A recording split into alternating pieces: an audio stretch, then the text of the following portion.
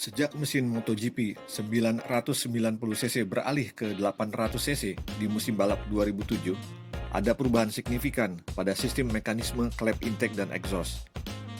Sistem klep intake exhaust konvensional sebelumnya di mesin MotoGP 990cc memakai per. Kemudian, pneumatic valve actuation diaplikasikan pada mesin MotoGP 800cc. Tidak lagi memakai per, melainkan menggunakan gas bertekanan tinggi. Mesin dengan cc lebih kecil mengharuskan putaran mesin digenjot lebih kencang kalau maksimum horsepower ingin lebih besar lagi. Itu karena horsepower adalah fungsi dari torsi dan RPM mesin. Konsekuensi putaran mesin semakin kencang adalah terjadi valve floating yang berakibat negatif terhadap performa mesin. Skenario terburuknya adalah mesin jebol. Valve floating adalah kondisi per klep tidak mampu mengikuti kecepatan camshaft loop berputar ketika engine revving semakin kencang. Ujung batang klep yang kontak atau bersentuhan dengan camshaft followers tidak dapat lagi mengikuti bentuk profil dari camshaft loop pada waktu per mendorong klep intake exhaust kembali menutup di akhir proses langkah isi dan akhir langkah buang. Kondisi tersebut membuat klep tidak menutup rapat dengan valve seat atau di sini orang-orang biasa menyebut dengan seating klep.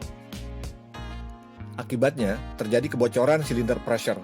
Power menjadi lemah karena silinder pressure yang berkurang drastis.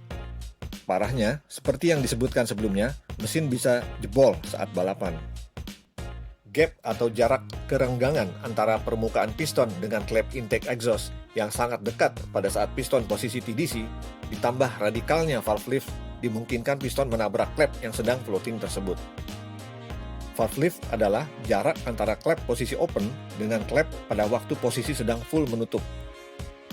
Angka valve lift maksimum klep intake exhaust posisi open mesin balap mencapai 10 sampai 12 mm. Angka valve lift tergantung dari profil camshaft berdasarkan putaran mesin maksimum yang direncanakan oleh engine tuner tim MotoGP. Pada zona putaran mesin ekstrim, semua proses mesin 4 tak harus diselesaikan dalam waktu yang super pendek. Untuk membangun torsi besar, dibutuhkan silinder pressure yang besar juga di ruang bakar. Dengan itu, klep intake harus pada posisi open lebih lama dan valve lift yang lebih radikal, supaya massa udara mengalir masuk sebanyak-banyaknya ke dalam silinder di RPM tinggi. Solusi paling efektif dan efisien mencegah valve floating ialah dengan mengaplikasikan sistem pneumatic valve actuation ini. Cara kerjanya, setelah camshaft loop via camshaft followers menekan ujung dari batang klep intake atau exhaust ke arah ke bawah, gas nitrogen bertekanan tinggi mendorong kembali piston yang terpasang pada batang klep intake exhaust ke arah atas. Menutup rapat klep dengan valve seat walaupun pada putaran ekstrim lebih dari 19.000 rpm. Piston berada di dalam ruang atau chamber unit pneumatic valve selalu terkompres oleh gas nitrogen bertekanan sekitar 2.900 psi. Daya tekan berasal dari gas lebih stabil dan konstan dibandingkan daya tekan dari per. Pada putaran yang sangat cepat, gerakan per dapat berubah dari jalur osilasinya, kemudian menjadi bengkok. Selama pemakaian balap, tekanan di dalam chamber dapat berkurang. Karena itu, untuk menjaga tekanan tetap stabil, disediakan tabung tempat menampung gas nitrogen yang tersambung via pressure regulator. Sistem klep pneumatik ini pertama kali diperkenalkan oleh tim Renault Formula 1 bermesin V6 turbocharger pada pertengahan tahun 1980-an. Setelah era mesin brutal turbo berakhir tahun 1989 dan kembali ke normally aspirated, mesin-mesin F1 V10 V12 silinder revving semakin tinggi, memerlukan sistem pneumatic valve untuk mencegah terjadi valve floating atau bouncing.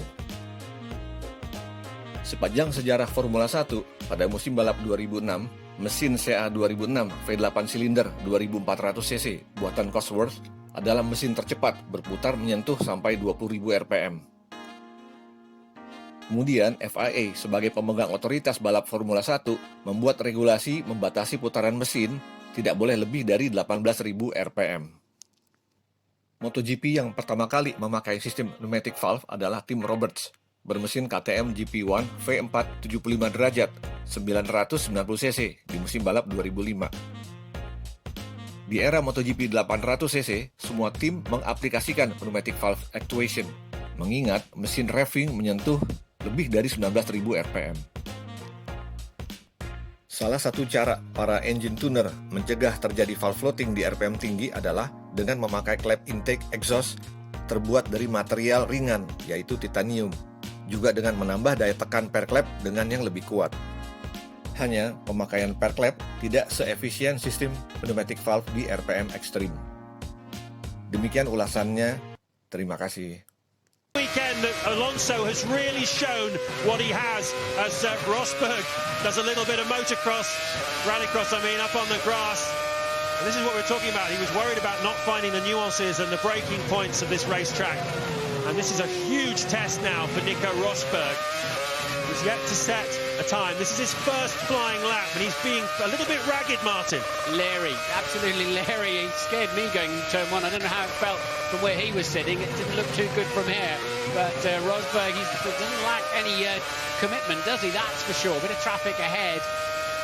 And let's see if he's going to calm it down a little bit as the lap unfolds.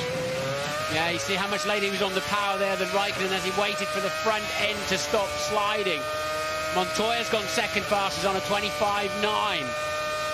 Look at that, he's a second and a half adrift. Rosberg under pressure, really, for the first time this year, James. He is. He's going to probably have to go for a